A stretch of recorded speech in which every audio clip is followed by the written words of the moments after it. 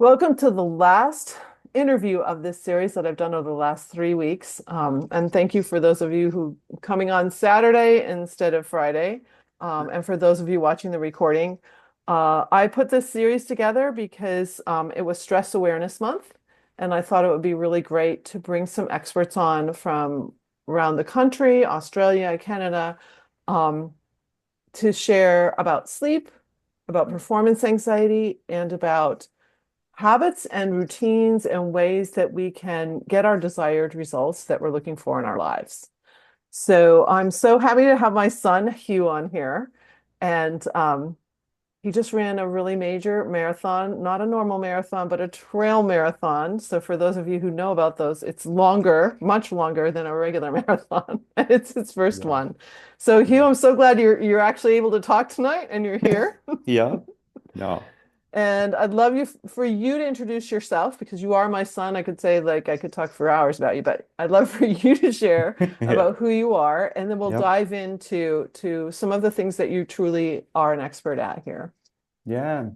So I'll start with the gift that you gave our family with pressure-free living when I was 18 years old, and that really changed the whole trajectory of my life and the everyday experience that I have with building a business, Ingalls Pictures, with predominantly family and serving on a few different boards and really understanding that that we each have individual power to really take control of our lives and create a very fulfilling life for ourselves and others. And I think that pressure free has provided me that and those tools that allow me to think clearly, create vision, not only for myself but the amazing people I'm around on a daily basis. So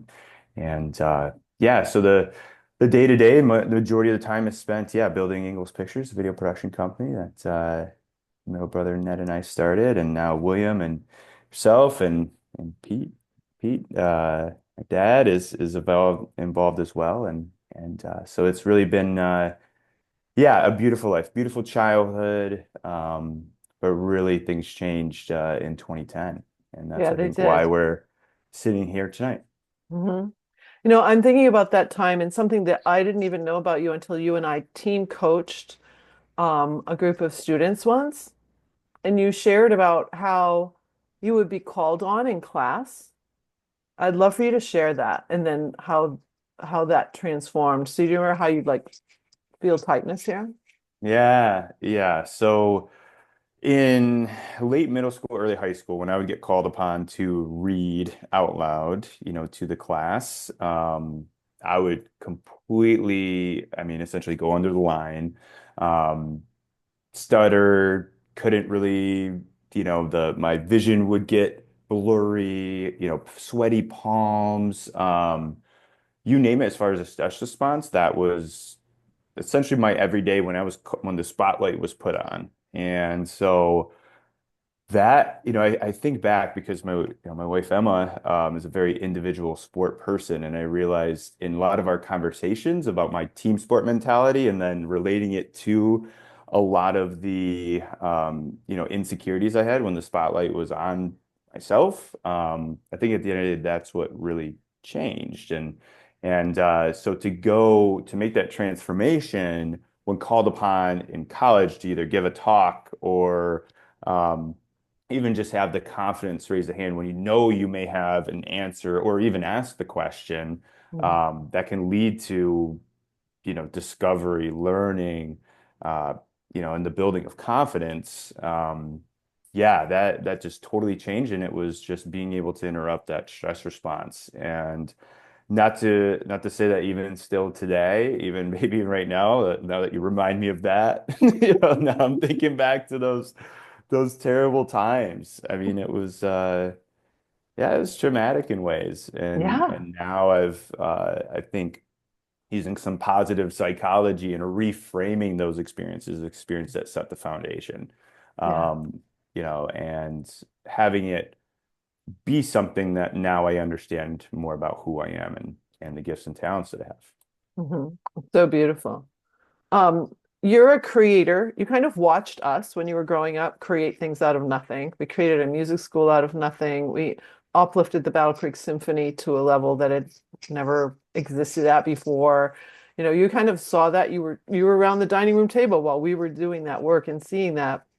And so we talk about like the dining room table as being where things get created. But Yeah. you've done that in your life, and I would love for you to share a little bit about that, like what you did, what challenges were happening, and how you overcame them. Yeah. I think in reflecting back on the first entrepreneurial venture, which was sitting around that same dining room table and talking about there was an opportunity to start a hockey program at Aquinas College, um, which I have to oh, interrupt. okay. You actually made the opportunity because nobody, that was not on anyone's radar at all, Sure. Yep. right? Yeah. Oh, that's very true.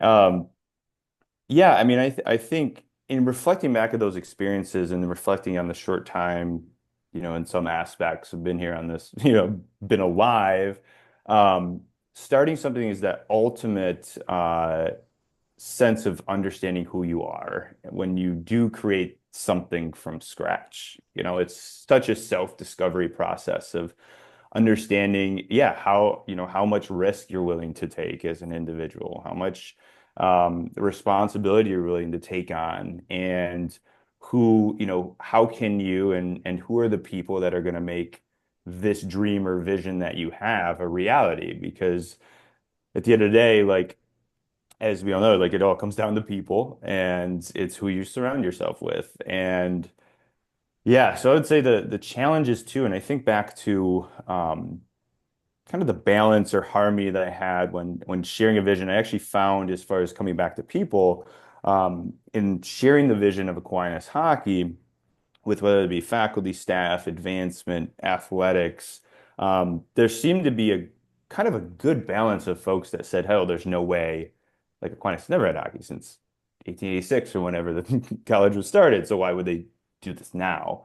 And then there were 50% of people of like, oh, why not? Like maybe we should have hockey. There's a lot of colleges and universities around very close proximity to Aquinas that have hockey programs. So, but finding that balance is when I think was such a beautiful thing. And now I've kind of taken that um, to thinking about even pitching video production deals of like, okay, if I'm pitching a group of people, who are the people that can poke holes in the idea that are maybe against it? They're asking good questions because you don't want to surround yourself also with just yes people, because that's not how you're going to be able to improve whatever concept idea that can come, to basically improve it. But yeah, so from Aquinas College, very blessed to have talented brother in Ned and being able to start a production company as, right after I graduated and he decided to drop out.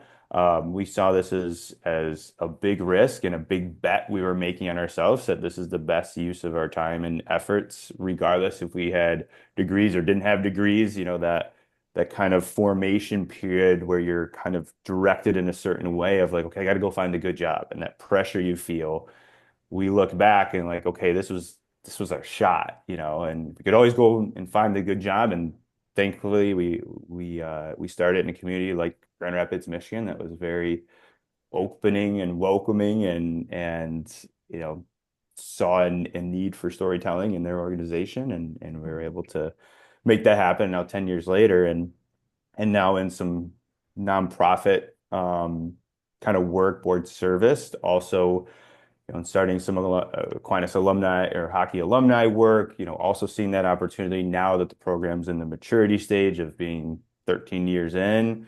Now it's that next stage. So it's also looking at the longevity of things too and the sustainability of them and seeing that that maybe the job's not done after you start the thing. Like it's okay, you have to continue it and it takes, time invested and getting the right people on the bus to continue something to be great. And so, yeah. It's interesting when I talk about Ingalls Pictures, oftentimes people make an assumption that your dad and I or someone else gave you startup money to start. That is not true. We gave you nothing, right? Ned Ned happened to have a sweet mate that got him into Bitcoin in 2012, and yeah, he was able to buy some cameras, a light kit, and some audio equipment, just enough for us to, for myself to be responsible of going out and finding the work, and he had just this incredible artistic, natural artistic talent that once we merged the concept with his talent, beautiful videos and beautiful stories, came to life and continue to come to life. So, Mhm. but yeah, I mean, that's right. You definitely, not forcefully, but guided us out the door and said, hey, go do your thing. And yeah, I mean, there's the stories of when we were in, having challenges of, for example, running out of gas in Ontario in a snowstorm that we had to get wired money from our client back in New Hampshire to get home. It You wasn't a didn't call to ask us mom and for dad. it. You didn't even tell us. Yeah. Yep. It was, mom and dad, they took the risk, they did their thing, and this is our opportunity to take on this challenge and see this risk basically through. Yeah, yeah. I think I often have to tell people, no, no, I never give you anything. In fact, you pay us to do things Yeah. for you. And if I want Ingalls pictures, I have to pay you. Right. It's very business. It's very Yes. business. And seeing, and the family business didn't start with all family initially. It all happened at different stages Hmm. when there was a need for growth. And Yes, that's right. yeah. I mean, it's only been a couple years. I mean, you're very, very fractional CFO. Mhm. That's how I put it. Very, very Yeah. fractional. Um, I think we need to include William in here. So William started working with you when he was just 16, Yeah. but Yep. then he went off to college and he was still working for you and doing filming on his own when he was Yep. in New York. Um, but people are pretty astonished that, I mean, people thought he might go on and do a PhD after he did his psych degree at Columbia and he came back to you. Yeah. There's a magical moment. Yeah, we wanted, it was very much, his own decision and just having that brotherly love and brotherly trust that this was the right path. Yeah, and it's a beautiful thing. I mean, having that moment when he was graduating, from Columbia in front of that entire school, it was announced that he was going to join Ingalls Pictures, and I remember getting up and fist pumping pretty hard because You were. that was a special moment, and that would never be forgotten. And I mean, his level of intelligence, discipline, organization is something that's brought to, the company, and really that's been the way he's always been, Always. pretty much. Uh, I think about Um, the Mental Health Foundation of West Michigan and your work with them.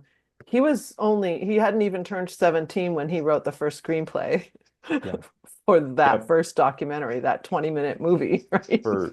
Yes, for something, subject matter that's being taken all over the country and being a, very credible source for mental health resources. And he Hmm. was, yeah, and we just did our probably sixth film with them most recently, and William spearheaded that entire thing, wrote the script, directed, filmed, edited, and delivered something really, yeah, of importance, especially in today's environment that these resources are getting to folks. Yeah, and people can't really see those on your website.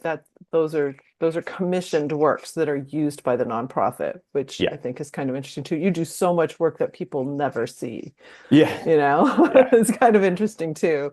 There's Um, there's a I lot of remember, yeah, that graduation when he said he didn't read his, I mean, they were announced him as salutatorian and they yep, read his thing. But I remember them also saying that he grew up in a family that trusted and gave him independence.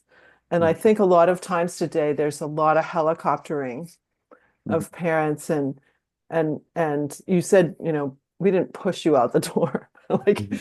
you didn't really want to come back. No, it's like, no, Yeah, you were yeah, ready to do your thing. And I think sometimes it's hard sometimes for parents to think in that role of how are we preparing our children to have adult lives?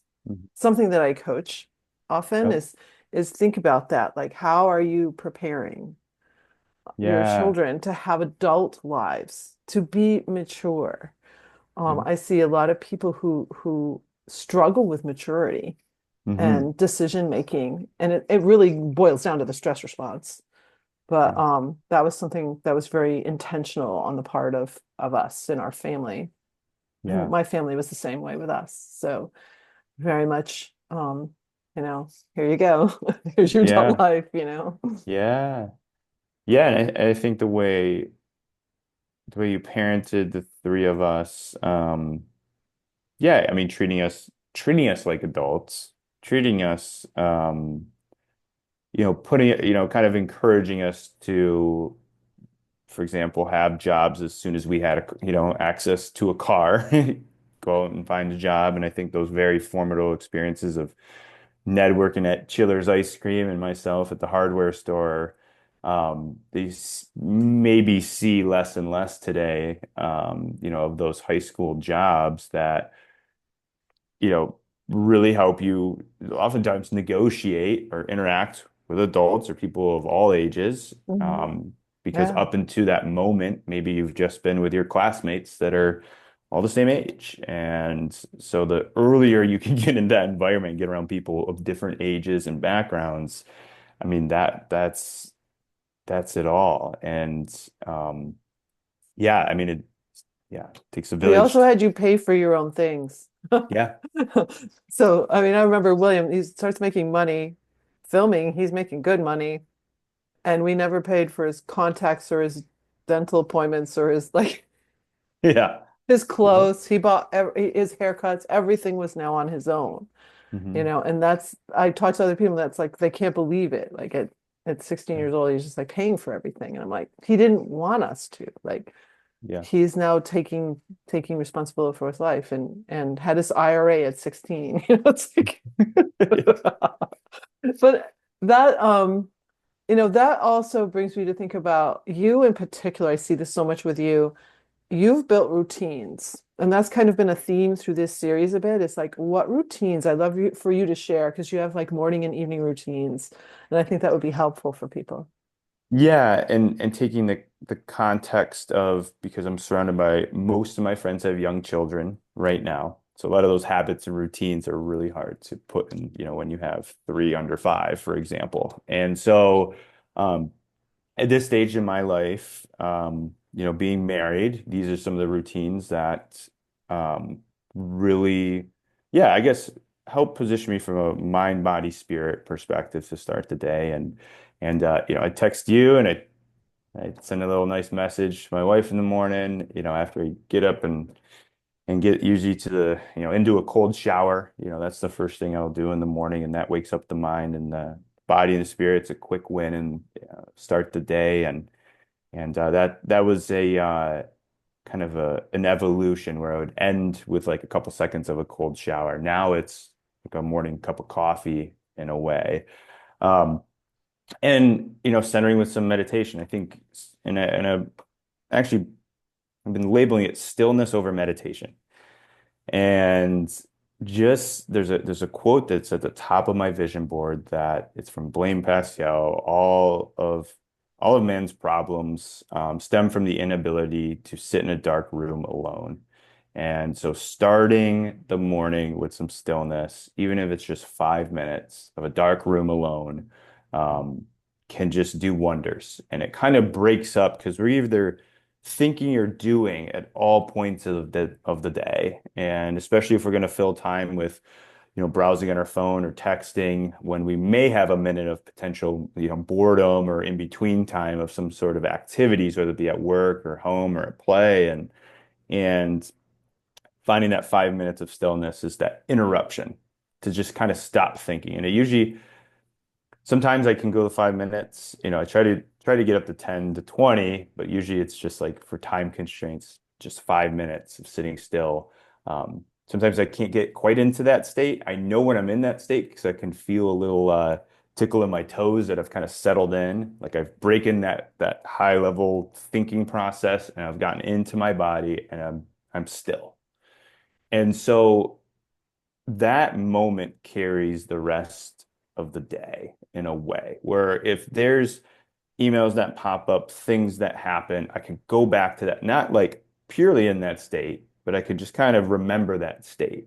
And even today's marathon, like I was using like the moment of being still, like as I'm running, and I felt like I was running on air, like I was floating. And so, I mean, still in this cold shower, I do a variety of workouts. This is mainly one from I kind of look at working out some days as an individual activity. This is a chance, you know, some alone time, going for a run, going for a bike ride. And then I look at the community aspects, you know, go see a trainer once a week, do some jujitsu, play hockey twice a week, you know, those types of more, you know, where there's relationship building, but you're kind of, you know, two birds with one stone. You're getting a workout and you're building relationships. So that balance point, I'm definitely found that not necessarily someone that just wants to go in the gym and spend an hour. You know, there's more, there's to stay, you know, stay healthy. Yeah, and then I think, yeah, and there's evening routines, journaling. I've been going in and out of journaling practices over the years. I was at a men's retreat and there was a challenge. We kind of challenged our habits and routines that we think are Nice. good, Nice. that we think are just like we check the. I was just checking the box because I'm Right. told like, oh, it's great to journal, and I want to live out that discipline. So I was doing it every night, but I realized after having a conversation with someone over the course of a weekend, they just straight up told me like, stop doing it. Yeah. Like they could feel it. I'm the same. Yeah. They could look at it and like it's not serving you. Yeah. And so I've actually found that journaling twice a week or three times a week is more beneficial to me. Like that's why I dropped it for a while, for a couple weeks, and then I felt there was some sort of imbalance, and then but now I realize it's not an it doesn't need to be an everyday thing, and I Hmm. do it when it's going to serve me. And so, Hmm. um, but that wind down activity, I would say the room for improvement. Um, Personally, and even talking to a number of friends, is that wind down routine. Because it's so easy to just pick a phone, you're tired. So oftentimes you're somewhat undisciplined at the end of the night and you just want to scroll and kind of it gives you the sense that you're winding down, yet it's just spewing stimulus into your mind. Yeah. And so um but yeah, I mean definitely working out in the morning, cold showers, stillness, just gets those early wins and they can go into that first meeting. You Yeah, know, just rock and rolling. I don't think you know this story, but it makes sense that the stillness is something for you because I remember clearly you were probably 10 years old and we were at my parents' lake house in New Hampshire on Lake Winnipesaukee. And you had gone down to the dock and you sat on the bench at the end of the dock. You Mhm. were just sitting there. And it was getting close to dinner time, and my mother noticed that you were just down there by yourself. Just the water was calm, right? Mhm. And then I came around and mom goes, "We're gonna hold off dinner until Hugh comes up. Don't tell him it's dinner time."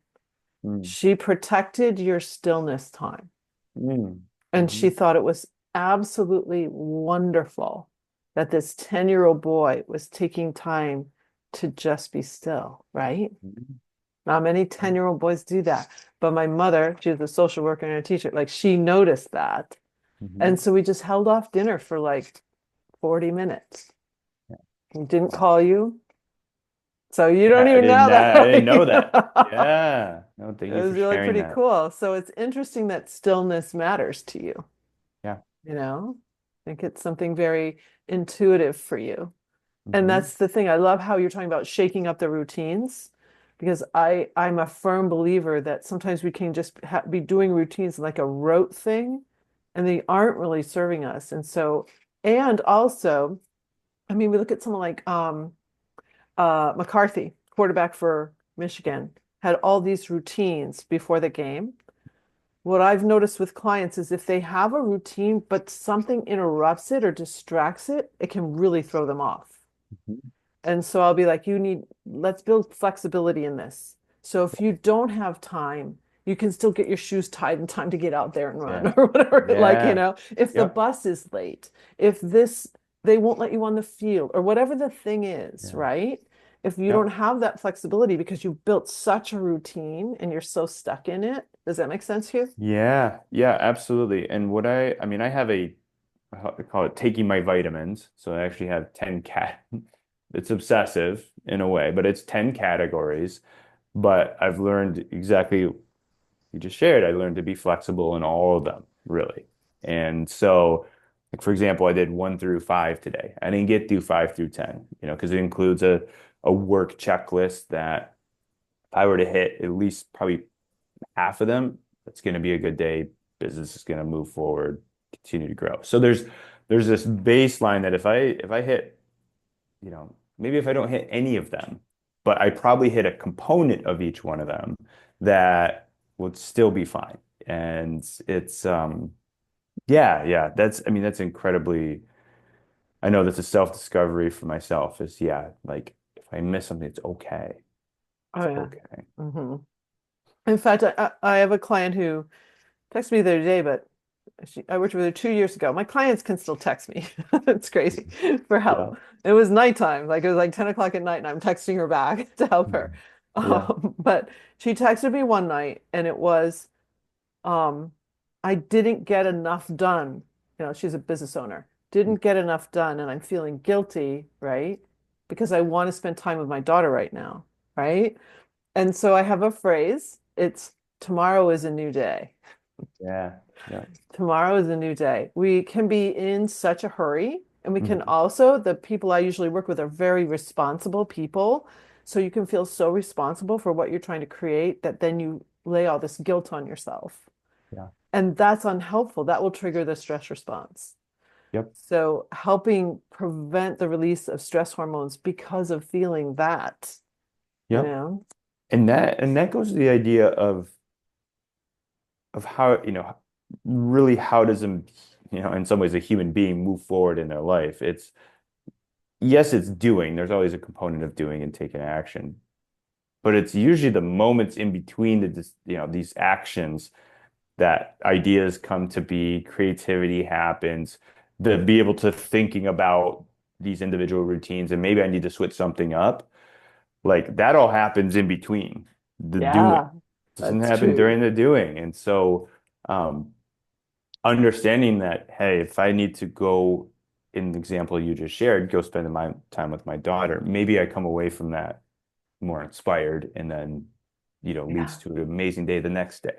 Yeah. And Yeah. so Higher that's productivity because yeah, that's interesting. I love it. Um, so I mentioned that I pay you to do English speech, but you also paid me to do the certification program. And so another person who bought that program is now your wife. And I think that's a fun yeah. story. Yes. I remember seeing Emma in the little Zoom screen with her yellow sweatshirt that she wears, quite often, together.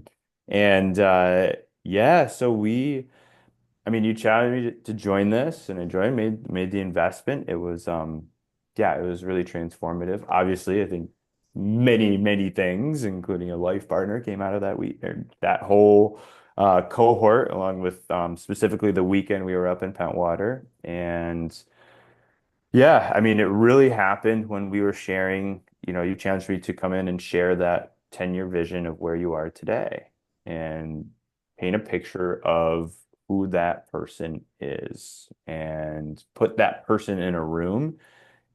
Maybe they're at a table and you can go sit down with that person and have build that relationship with your future self.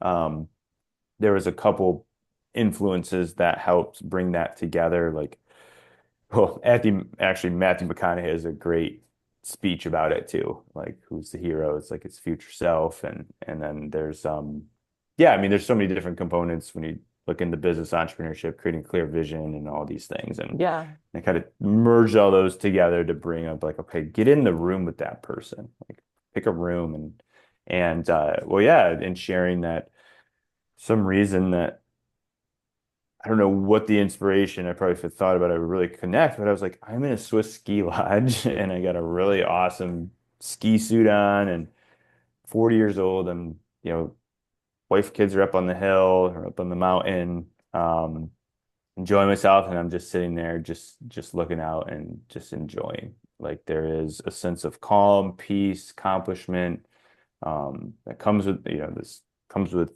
this person sitting in this ski lodge. And so I share that, goes around the room, and then Emma was sitting directly across from me, and she shares that her vision for 10 years from now, she's on the beaches of Hawaii, she's financially free, she's with her partner and all these things. And so fast forward to the end of the weekend, your challenge to us was find an accountability partner, and sure enough, I just went up to her and asked for her number. And yeah, like 2 weeks later, we get on our call.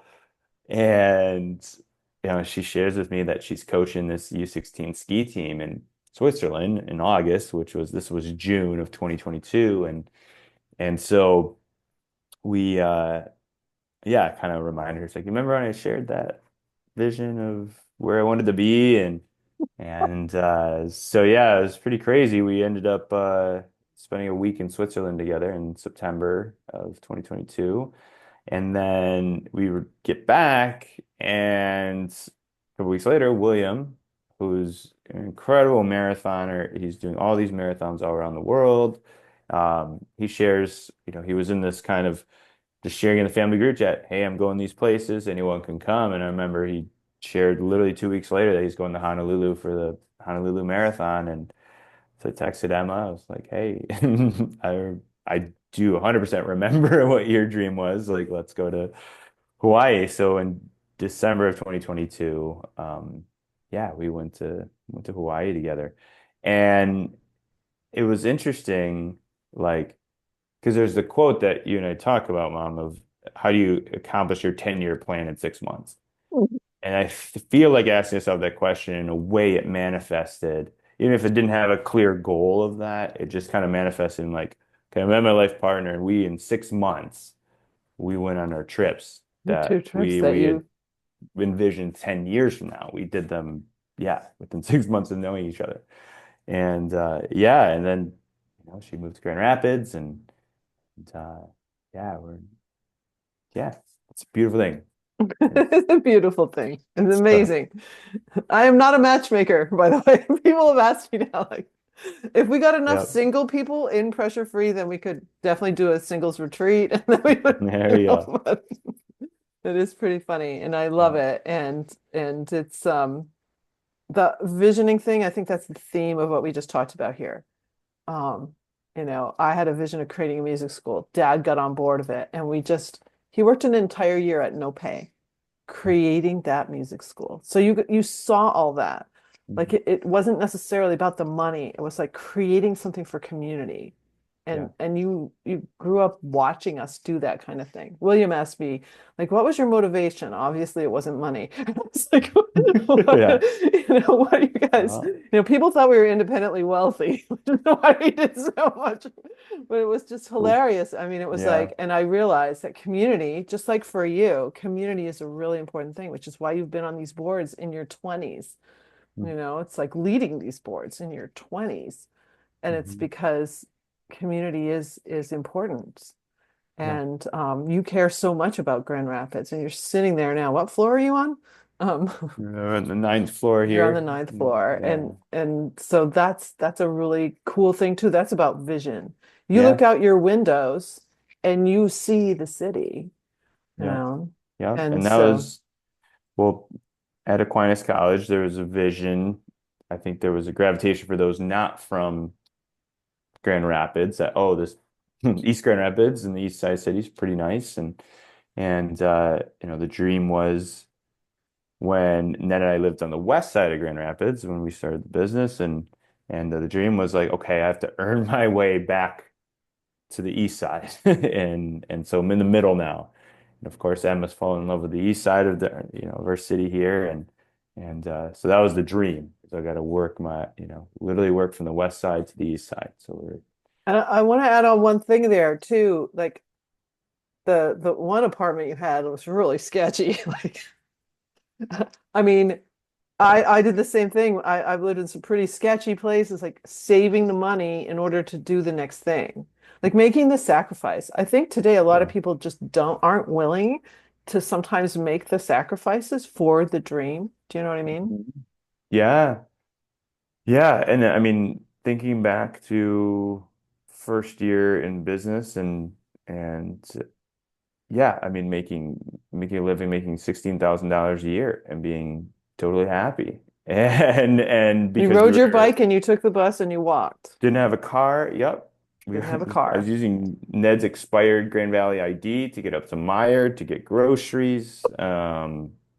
Yeah, and we, bought a car for $250 to do our first out of state filming project. And I mean, it's just scrappy, but it was yeah, it's beautiful and continue, that's continue the way we do things. It Yeah. hasn't changed and won't change. Yeah, It's because you invest back into the business and so it stays scrappy, which is yeah, really and cool. those maybe financial constraints in certain situations what spurs creativity and Mhm. spurs the stories, that we still tell today. Yeah, And yeah, and amazing. that's, it's really a beautiful thing. And because sometimes money can be the easy solution to anything. If you don't have that, you have to think about people, you have to think about yourself, and you got to make things happen. And so yeah, it's beautiful. Well, thank you so much, Hugh. We went a little bit over, and that's absolutely Oh fine. yeah. I'm going to close out our Facebook group here. Thanks so everyone for watching on there. And Hugh, thanks again for being willing to do this, especially after the marathon. Yeah. Thank you.